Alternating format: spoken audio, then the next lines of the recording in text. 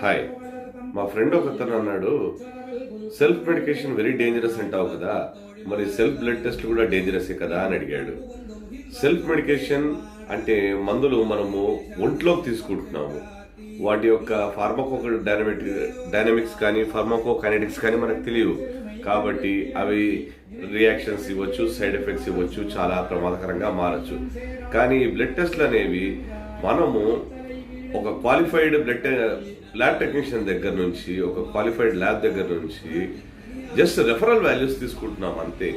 మన యొక్క sugar value ఎంత ఉంది, ఫాస్టింగ్ ఎంత ఉంది, లిపిడ్ అంటే కొలెస్ట్రాల్, ట్రైగ్లిజరైడ్స్ ఎలా ఉన్నాయి, liver function test, creatinine, urea, uric acid ఎంత ఉన్నాయి అని, తర్వాత వచ్చి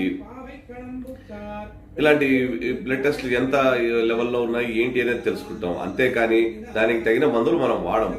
మళ్ళీ ఈ రిపోర్ట్స్ అన్ని మనం డాక్టర్ గారికి చూపించి డాక్టర్ గారి యొక్క సజెషన్ తీసుకొని మాత్రలు వాడతాం.